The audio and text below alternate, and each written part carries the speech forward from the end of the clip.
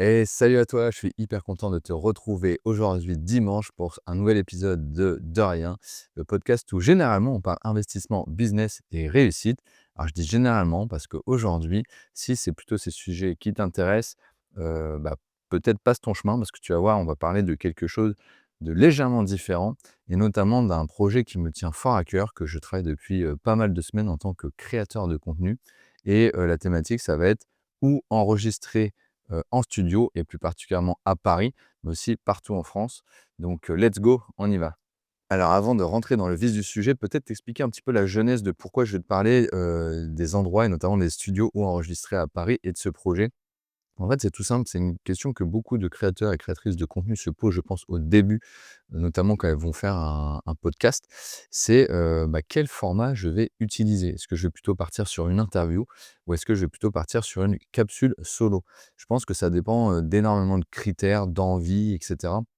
Finalement, il y a plein de solutions pour partir sur l'un sur l'autre. D'ailleurs, moi, je parle de ces 2 formats-là, mais bien évidemment, il en existe, d'autres, hein, qui sont aussi, très répandus. En tous les cas, moi, quand je me suis posé la question, je me suis, d'abord penché sur la capsule solo parce que en fait, je voulais, dépendre que de moi-même et j'avais aussi beaucoup de choses à vous dire. Donc j'avais vraiment envie d'explorer, ce format-là. En plus, j'ai rapidement, songé à différents, formats dans le format, un petit peu en mode tiroir. C'est-à-dire que je savais que je voulais faire un épisode capsule solo, je parle moi-même, mais avec plusieurs thématiques. Donc un peut-être, qui parlerait plus des sujets justement invest en profondeur. L'autre qui est, des revues de lecture, donc quand je vous, décrypte des livres, ça me tient à cœur parce que comme tu le sais, si tu me suis depuis un moment, j'adore lire et j'adore, partager cette passion. Et puis, il y avait aussi, le dernier format qui est peut-être un peu plus, à l'image de celui-ci aujourd'hui, c'est les coulisses, en fait, le format «Rien qu'entre nous», les coulisses du podcast qui peut se passer, pardon, en backstage. Et donc effectivement, il y avait ce format, on va dire capsule solo, donc que j'ai tout de suite, abordé et que j'ai tout de suite validé, on va dire.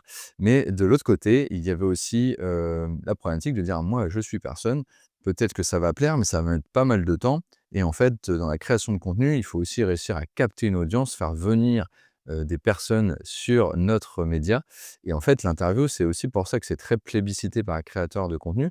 C'est que, souvent une interview, ça te permet d'avoir des figures de proue, soit dans une expertise, soit des personnes qui ont déjà une notoriété de leur sujet parce qu'ils ont une grosse communauté et cetera, et ça te fait, venir, du moins au moins pour l'épisode, plus si affinité, mais ça te fait venir en fait qu'on appelle du reach, des personnes qui vont venir, découvrir, ton podcast, et peut-être, y adhérer. Alors une fois qu'on a choisi le format interview, donc tu as capté, moi j'avais pris les 2 capsules solo, interview, donc rapidement j'ai un petit peu regardé les jours, qui étaient intéressants et pour ma commu, ce qui était plébiscité, mais aussi pour mon rythme de vie perso de manière un peu égoïste.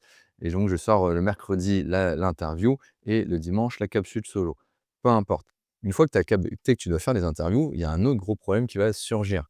C'est: «OK, l'interview, comment je vais, enregistrer?»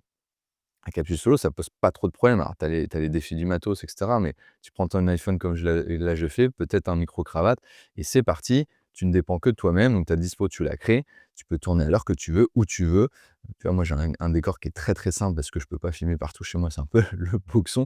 Toujours est-il que ça se fait plutôt facilement. Capsule solo, pas trop, trop de problèmes. Par contre, l'interview, c'est plus problématique, parce qu'en fait, tu vas beaucoup dépendre forcément de tes invités. Surtout au départ, quand tu arrives à avoir des invités, tu fais pas trop la fine bouche, tu es plutôt obligé, de te plier, on va dire, aux contraintes de ton invité et c'est normal.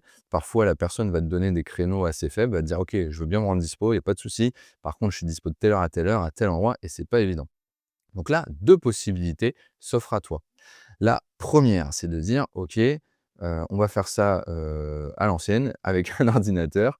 Finalement, on fait bien des visios à distance. Là, on peut très bien faire aussi, à distance. Il y a des logiciels, qui existent pour ça. Alors pour pas les citer, moi j'utilise beaucoup Riverside et d'autres parlent beaucoup aussi de Zencastr, par exemple. Voilà, c'est des logiciels un peu comme Google Meet, comme Visio, qui vont permettre de, faire un épisode à distance, mais avec un enregistrement, donc avec plusieurs, qualités possibles. Et en tous les cas, souvent, ça enregistre les bandes de manière séparée, ce qui fait qu'après, tu peux faire un beau montage, un épisode tout à fait dans des bonnes conditions. Alors, cette solution, elle est super! Sauf que moi, j'ai pas opté pour celle-ci qui est peut-être la plus simple et la plus évidente. Pourquoi? Je vais t'expliquer. Parce que tout simplement, pour moi, l'aventure du podcast, c'est une aventure humaine, c'est une aventure de rencontre. Et en fait, aller pour moi rencontrer les gens physiquement, crée une toute autre atmosphère que si tu le faisais à distance. Je dis pas qu'à distance, ce n'est pas bien. Je dis juste que, bah, quand tu te déplaces, que tu fais un effort et que les gens font l'effort de se déplacer, il y a quand même un engagement de leur part. Et donc tu vas les rencontrer, en physique. Déjà, tu utilises des liens et tu crées vraiment quelque chose de fort physiquement. Et puis, de l'autre côté, bah, en fait, tu vas avoir plein de petits moments, notamment les moments en off. Bah, c'est vrai que quand tu te fais à distance, bon, tu peux faire des visios préparatoires et tout, mais qui restent à distance. Et puis, derrière, une fois que tu arrives, tu expliques rapidement, tu te connectes et c'est parti, pour l'enregistrement. Une fois que tu as coupé, pareil, tu débriefes un petit peu, mais, tu as vite, déconnecté. Ce n'est pas pareil. Alors que, quand tu rencontres les personnes physiquement, bah, tu as tout ce petit temps off, le temps de t'installer et cetera qui se crée. Tu as ce petit temps après. Puis parfois même tu prolonges l'aventure parce qu'en fait tu fais ça en fin de matinée, donc tu proposes aller, déjeuner à ton invité. Ça peut être un verre après, ça peut être un café, ça peut être plein de choses. En tout cas les cas, tu as vraiment des moments propices pour créer un lien et c'est pour ça que moi j'avais vraiment voulu, au début, favoriser la rencontre physique. Je fais une petite aparté, je suis bien sûr resté beaucoup sur des enregistrements physiques. On va dire que 99 de mes interviews se font en physique parce que, je reste accroché à cette valeur et je pense c'est la bonne. En tout cas, c'est celle qui marche pour moi. Néanmoins, j'ai quand même changé mon fusil d'épaule, je fais une mini aparté là-dessus. Je fais quand même quelques épisodes à distance, tout simplement parce que je me suis aperçu que, à l'inverse, si j'ai trouvé des très bons invités ou que des invités venaient vers moi pour me solliciter et qu'ils étaient à distance, j'ai notamment des cas où j'ai une personne qui était, à La Réunion, eh bien, je trouve en fait ça dommage de me priver d'un super épisode, d'un ou une superbe invitée, avec cette règle en fait sur laquelle je ne transige pas de rencontrer en physique. Donc effectivement, j'ai fait quelques exceptions, des personnes, très éloignées ou parce que, bah, la logistique faisait que c'était hyper compliqué de se voir, prochainement ou même à moyen terme. Donc voilà, comme j'ai adoré ces invités, j'ai validé à distance et je le fais de temps en temps, aussi pour des questions de budget, puisque c'est vrai que les allers-retours, bah, que ça soit, en train, en voiture, tout ce que ça engendre derrière, de repas et cetera. Bon bref, je te fais pas un dessin. Toujours est-il que ça génère un peu de frais, donc voilà, c'est 2 arguments qui font que j'ai accepté d'en faire quelques-uns à distance. Néanmoins, ça reste, peut-être 1 sur 4. Enfin, j'ai dit tout à l'heure 99, je suis peut-être un peu too much, mais voilà, en tout cas, tu as compris, j'en fais un de temps en temps à, vraiment la marge de tous les autres épisodes. Mais revenons à nos moutons. Une fois que tu as calé le fait que tu dois faire une interview, bien souvent, c'est en déplacement. Alors, je travaille énormément au local et je rencontre de plus en plus de gens, sur Rouen qui font des super épisodes avec moi. Donc d'ailleurs, on travaille avec aussi des établissements, au local, des hôtels, des choses comme ça pour faire des super épisodes. Néanmoins, il ne faut pas se voiler la face. Moi, le gros de mes invités sont sur Paris, soit parce que, c'est un point de ralliement qui est assez simple pour tout le monde, soit parce qu'ils sont parisiens et effectivement, il y en a beaucoup qui habitent même à Paris. Donc moi, pour rappel, je suis rouennais. Le gros problème que j'ai, c'est: OK, j'ai choisi l'interview, j'ai mon invité. Maintenant, il va falloir que j'aille sur Paris pour enregistrer un épisode et là, bah, gros problème, c'est: OK, mais j'enregistre où? Encore une fois, ton invité peut te dire: «Écoute, moi Romain, je suis sur le deuxième, je suis dispo de 12 heures à 14 heures, mais j'ai des rendez-vous le matin, des rendez-vous l'après-midi. Idéalement, si je peux ne pas trop bouger, à pas aller plus loin que tel arrondissement, ça me va bien. Donc si tu peux me trouver quelque chose à proximité». Donc au départ, pour des questions de coût encore, eh bien, j'essayais de trouver des salons privés dans les hôtels, des lobbies d'hôtels, qui permettaient, pour un budget moindre, donc soit tu avais un lobby qui était assez ouvert, qui, pour une vingtaine d'euros par personne, voilà, tu payais en tout cas, au-delà du cas, le petit déj, le service et cetera et tu pouvais te poser, pour faire un épisode. Bon, tu leur demandais l'accord et tout, pas de problème. Le seul truc, c'est qu'effectivement, souvent, bah, déjà, c'est pas facile de trouver des hôtels qui favorisent ça, parce qu'il faut des lobbies où ce soit pas juste à côté de l'accueil, enfin, que ça soit assez large, qu'il y ait un minimum de calme et quand bien même tu arrives à trouver un petit endroit avec du calme, tu as toujours du monde qui passe, tu toujours la machine à café qui va se mettre en route, le téléphone qui va sonner. Donc avec les micros, on arrive à gérer à peu près la captation, mais ne serait-ce que toi avec ton invité, c'est pas tout le temps hyper agréable, en fait. Alors ça peut être un style, vraiment en mode, café, bref, de comptoir, ça peut être un style avec un petit brouhaha derrière et ça peut le faire, mais il faut l'avoir en tête. Pour des épisodes comme les miens de 45 minutes, 1 heure, où tu dois être posé, où parfois c'est des questions un peu techniques sur, de la finance, et cetera, eh bien, c'était pas tout le temps adapté. Donc j'en ai fait un ou 2, c'était pas mal. Mais voilà, ça a ses limites et puis après j'avais une autre solution. J'avais réussi à trouver quelques, salons privés aussi à Paris où là, tu vas entre, l'heure, la demi-journée, la journée. Bon, généralement, je faisais plutôt à l'heure, donc c'était à peu près 50 € de l'heure pour te donner les chiffres précis. Donc c'est top, mais ça veut dire que tu ramènes tout ton matos. Donc ça veut dire qu'il faut que tu sois équipé de matériel et surtout que tu te le trimbales. Donc moi, j'ai une bonne valise, de voyage où je mettais tout mon matos et ce qui se passait, c'est que quand j'arrivais sur place, bah, en fait, il fallait que j'installe tout. Donc c'est vrai que tu as déjà la préparation, et le stress de dire: «Bah, il faut que je pense à mon interview, que je place telle question, je vais mener la barque comme ça». Et puis entre 2, bah, tu dois installer tout et pour ceux qui ont déjà enregistré par leurs propres moyens, tu sais les problèmes que ça peut générer de: «Est-ce que j'ai bien la carte SD? Est-ce que j'ai bien, le bon angle? Est-ce que la luminosité? Est-ce que ceci? Est-ce que cela?» Donc c'est une vraie charge mentale pour partir. Et donc, rappelle-toi ce que je t'ai dit tout à l'heure, pourquoi je faisais, des interviews, pardon, en physique? Eh bien, tout simplement parce que j'avais le temps de discuter aussi et profiter, de ce temps-là avec les personnes, d'échanges et cetera. Sauf que quand tu relis à ce que je viens de dire avant, en fait, j'arrivais, j'étais un peu stressé parce que j'avais et l'interview et le matos à gérer, surtout la technique quand tu es pas du métier. Toujours est-il que, bah, je commence à installer tout et en fait, le temps que je devais avoir pour profiter de mon invité, discuter avec, prendre un bon moment, le mettre à l'aise et cetera, bah, je le perdais en fait en installant mon matos, en stressant et j'étais, qu'1 oreille sur 2 à l'écoute. J'échangeais pas vraiment, c'était pas ouf. Potentiellement, en plus, je pouvais recommuniquer ce stress-là à mon invité et pas le mettre dans des bonnes conditions. Donc pareil, ça a fait son temps, je l'ai expérimenté, mais j'ai pas trouvé ça, très fou. Et en fait, je me suis dit, bah, j'ai commencé à regarder dans les studios d'enregistrement, donc vraiment des studios qui sont faits pour ça, qui sont, marketés studios d'enregistrement pour podcast sur Paris et effectivement, j'en ai fait quelques-uns. L'avantage, donc tu payes un petit peu plus cher. On pourra peut-être en discuter après, mais généralement, tu es plutôt aux alentours de, allez 90 à, 150 € pour en faire très large selon la prestation que tu as choisie. Mais dans tous les cas, tu arrives, tu poses tes fesses dans un cadre hyper agréable. Tu n'as que à penser à ton interview, à ton invité. Tu ressors potentiellement, tu peux aussi voir, pour un pré-montage ou un montage complet. Donc en plus, ça te retire un travail, de malade sur la post-prod et sur la production en aval. C'est aussi ça qui m'a fait basculer rapidement sur, des studios pour mes interviews, tout simplement parce qu'en fait, je me suis fait des, nocturnes, des, suées de fou avec la post-prod vidéo. Autant je m'en suis assez autodidacte, je m'en suis toujours très bien sorti avec le montage, sonore. Maintenant c'est relativement simple pour moi.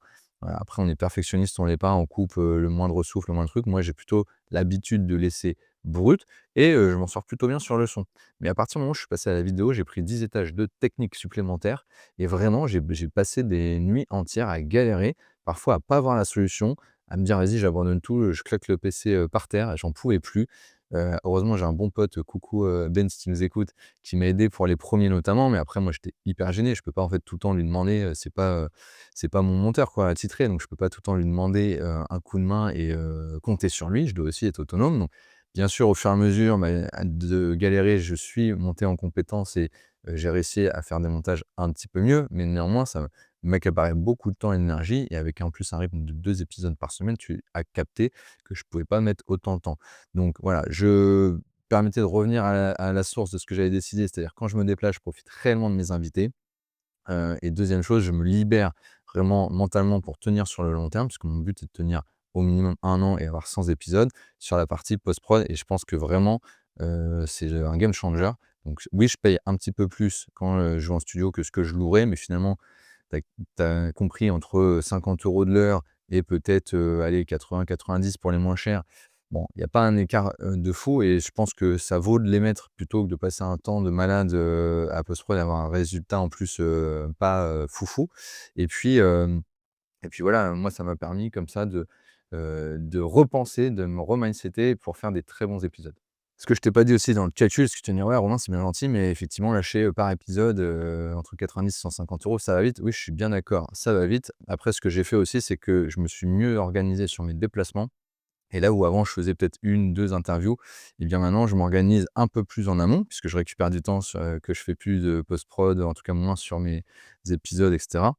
J'ai récupéré du temps pour mieux m'organiser, mieux travailler mes invités, en tout cas le planning de mes invités et donc généralement, je fais pas moins de 3 interviews dans la journée. Ça peut monter à 4, 5 maintenant quand je suis vraiment motivé et que je veux faire une belle journée à Paris. Dans tous les cas, ça m'évite du coup des allers-retours, Et donc voilà, je suis venu retravailler un petit peu ces coûts-là, ce qui fait que je m'en ressors très, très bien. Et quand tu remets du coup, le coût par épisode, j'ai vraiment divisé par 2 voire par 3 ce que j'avais au tout départ finalement, avec beaucoup plus de qualité, beaucoup moins de contraintes.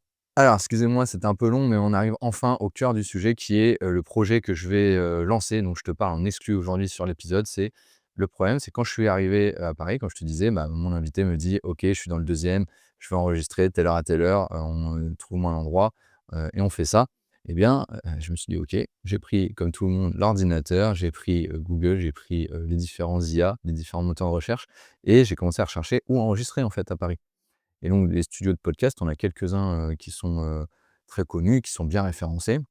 Mais tu as des endroits où, bah, il y en a qui sont moins connus, qui sont plus difficiles à trouver.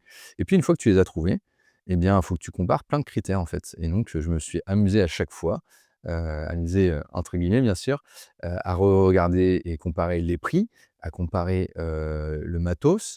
Qu'est-ce qu'il y avait dans ce prix, dans cette prestation? Parce qu'en fait, il y a plein de prix qui parfois sont les mêmes.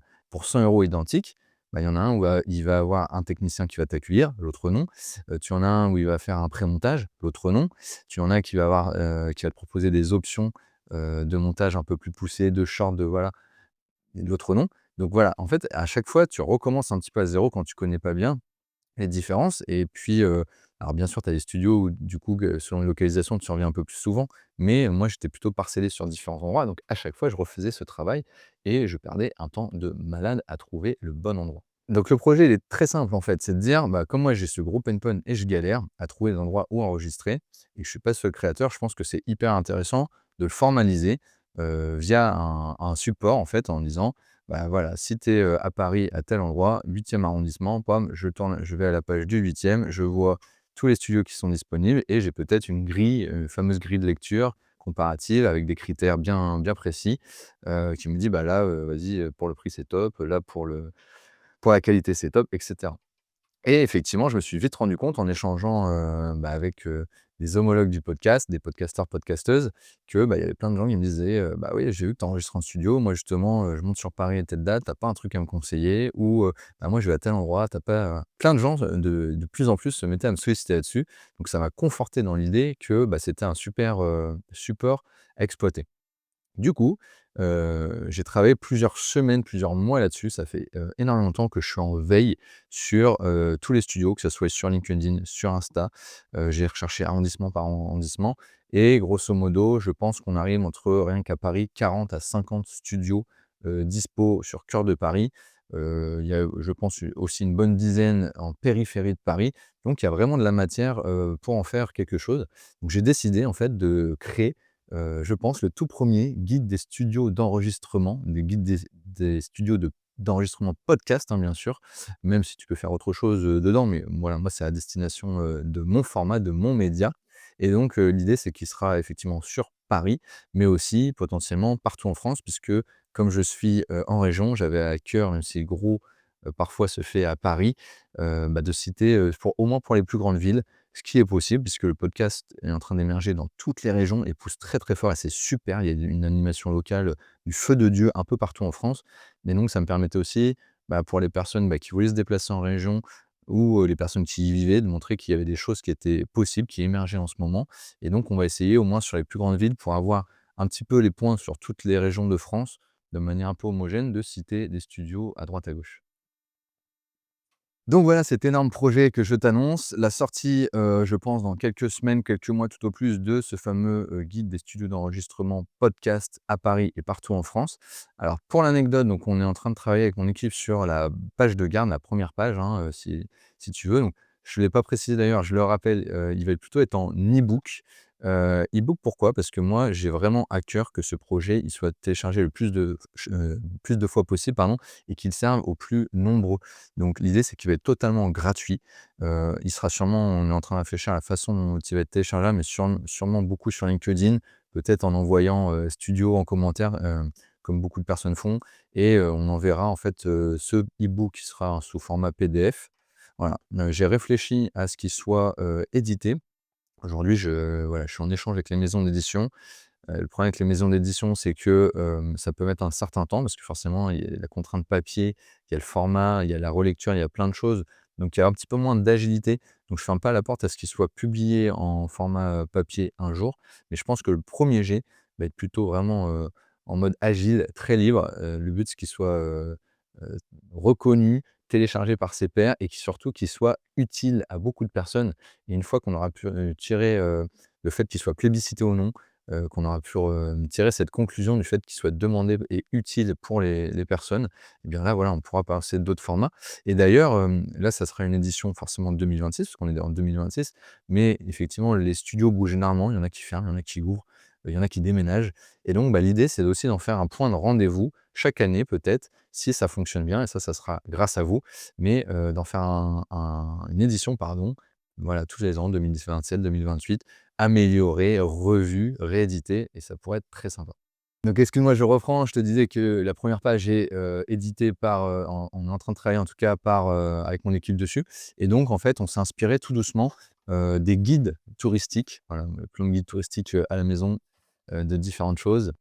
Alors il y en a qui sont plus ou moins vieux, mais l'idée, voilà, c'est d'essayer d'avoir un truc un peu graphique et partir de cette utilité-là, de dire: «OK, je suis à Marseille, je vais à la page Marseille, j'ai, tel endroit», et peut-être dans les petits pictos avoir, des scellés, bah, celui-là, c'est vraiment notre coup de cœur, ou celui-là, c'est peut-être le meilleur en termes de prix, celui-là, c'est, localisation parfaite. Avoir la petite maps pour t'orienter, les accessibilités en métro, les téléphones, les contacts. Donc ça va être super chouette.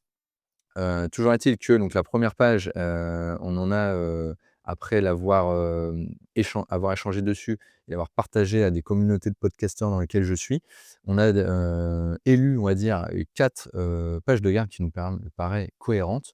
Donc je vais, faire un post sur, LinkedIn pour lancer ça, et surtout te faire élire la meilleure page de garde.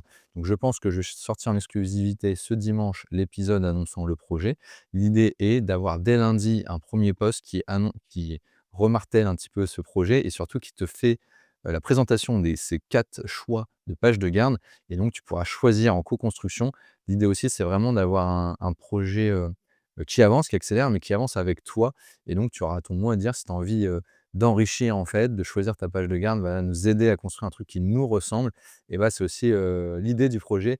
Donc n'hésite pas, je compte sur toi. Donc je te faisais un bel appel à l'action pour m'aider à construire le projet. Deuxième gros appel à l'action, c'est que comme tu as compris, bah, je vais en fait mettre la blinde de studios, parisiens, entre 40 et 50 déjà.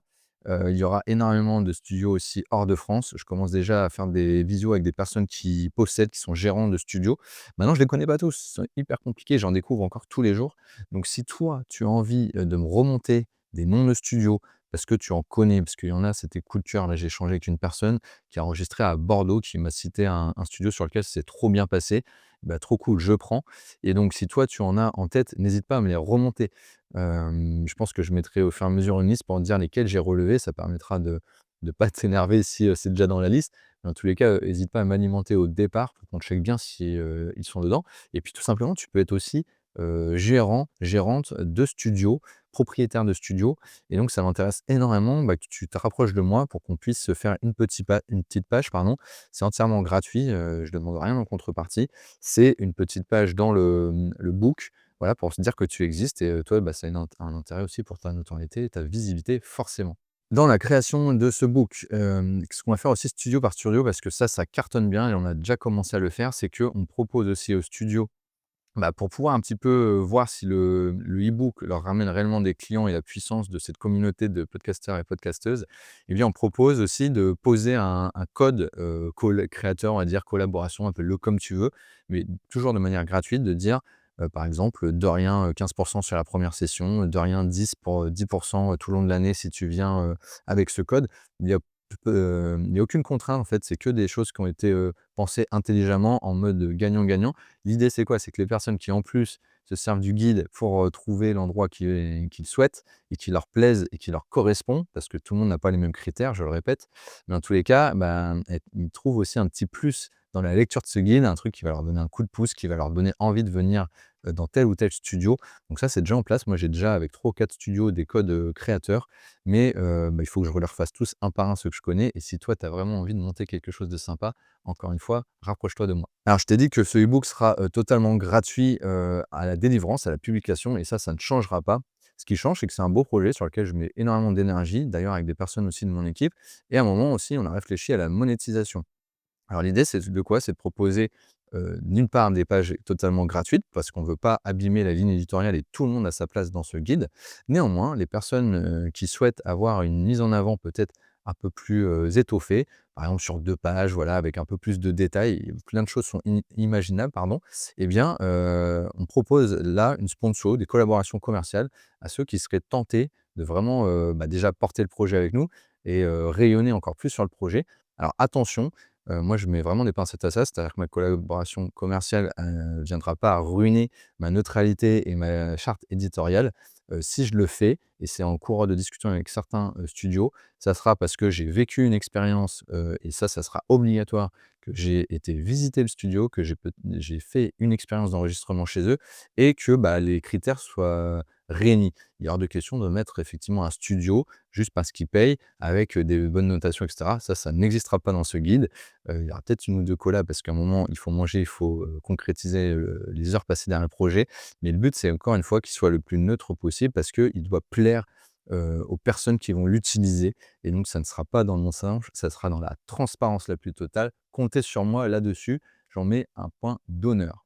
Autre appel aussi à sponsors potentiels, j'ai commencé à avoir des échanges puisque en fait, il y a certains, endroits qui peuvent être des lieux d'enregistrement qui ne sont pas des studios à proprement parler, mais peut-être des coworking dans lesquels, il y a des tarifs abordables et effectivement, tu peux ramener ton matos et puis, enregistrer dans des bonnes conditions. Donc il y en a quelques-uns en tête que je n'ai pas, forcément, je ne vais pas forcément citer aujourd'hui, mais il y a des pistes comme ça.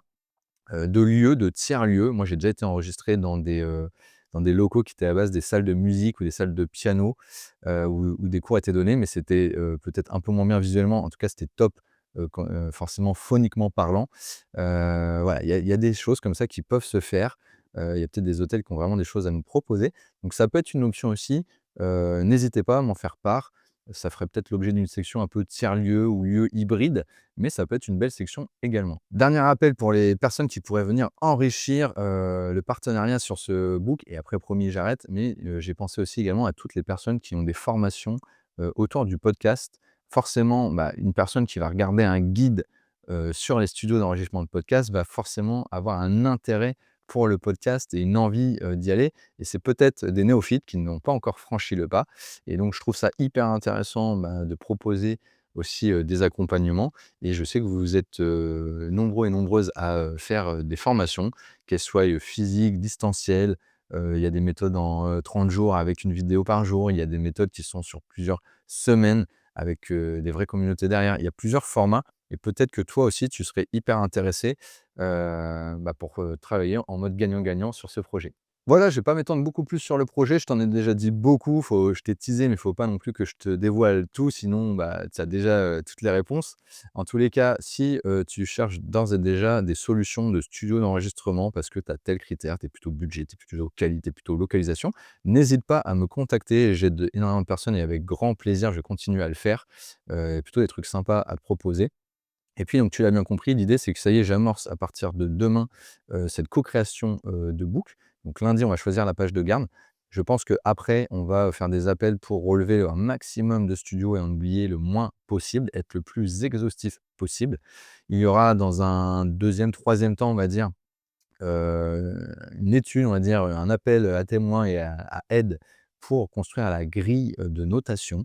Voilà, savoir toi, quand tu vas aller dans un studio, sur quels critères tu vas te baser, prioritairement. Moi, j'ai les miens, mais je sais que des personnes en ont d'autres, totalement différents et l'idée, c'est d'avoir encore une fois les critères les plus homogènes, ceux qui reviennent le plus souvent pour être cohérent et puis après, alors j'ai pas encore tout, écrit, dans le marbre, hein, mais l'idée, c'est plutôt de venir, continuer à affiner, le guide de savoir ce qui t'intéresserait de trouver. Donc est-ce que c'est, le fait qu'il soit, j'ai une demande très précise, mais qui est hyper importante, c'est par exemple, l'accessibilité aux personnes à mobilité réduite, PMR. Eh bien, on se rend compte qu'il y a beaucoup de studios qui sont en cave, qui sont en étage, dans les chaussures de bonne parisienne et finalement, quand je me suis mis à réfléchir, je me suis dit: «Ah oui, j'en ai pas, beaucoup, en fait, où l'accès, en mobilité réduite est évidente» et donc, bah, c'est hyper intéressant de se poser la question: «Est-ce que dans l'offre de ce guide-là qu'on propose, il y aura cette solution?» Voilà, donc ça peut être des choses comme ça. Ça peut être, l'accessibilité en métro. Ça peut être, est-ce qu'il faut mettre, les deux trois spots pour, déjeuner, à côté? Parce que souvent ça se fait en fin de matinée ou voilà et on a envie de prolonger avec notre invité. Donc est-ce qu'il faut mettre les spots pour déjeuner, à côté? Il y a plein d'idées en fait, hein, comme un vrai guide finalement. Il y a plein de choses à mettre, les tips, les astuces. Voilà, ça peut être aussi les monuments qui sont pas loin pour aider, les provinciaux comme moi à se repérer plus facilement. En tout cas, moi, on a plein d'idées, mais je serais ravi que tu, en apportes, d'autres et sûrement des superbes auxquelles j'aurais pas pensé. Allez, c'est tout pour aujourd'hui. Merci beaucoup d'être resté jusqu'à la fin. Je suis hyper content de t'avoir partagé ce projet qui me tient énormément à cœur. N'hésite pas à m'écrire, à interagir. On va faire en sorte qu'il soit posté, reposté, publié, republié et que ça fasse le maximum de buzz pour que ça aide le plus de personnes possible. Euh, voilà, j'ai pas de grand chose à te dire de plus. Mercredi, on rebascule sur un sujet beaucoup plus invest, business, réussite. Ne t'inquiète pas.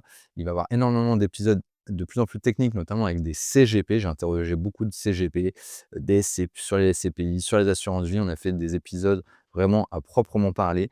Je travaille énormément pour aller chercher des invités et des sujets de qualité, voilà, et notamment de rusher pour aller jusqu'à mon 100e épisode qui aura lieu en septembre, tout simplement pour réallouer aussi du temps sur ce projet du e-book et sur d'autres projets autour du podcast et du média, pour te faire kiffer pour la saison 2, puisqu'elle va arriver très très vite, hein. Après, vacances d'avril, tous les ponts en mai, les juin se rapprochera fortement des grandes vacances. Donc forcément, ça va aller très, très vite. Donc là, je travaille très fort pour te délivrer pardon, des beaux épisodes, mais on est déjà en train de penser à la saison 2. Et oui. Merci beaucoup pour ta fidélité. N'oublie pas de liker si tu as regardé la vidéo et de t'abonner à la petite cloche. Et puis derrière, n'hésite pas à laisser un avis 5 étoiles, sur la plateforme d'écoute de ton choix. Je t'en serai grandement reconnaissant.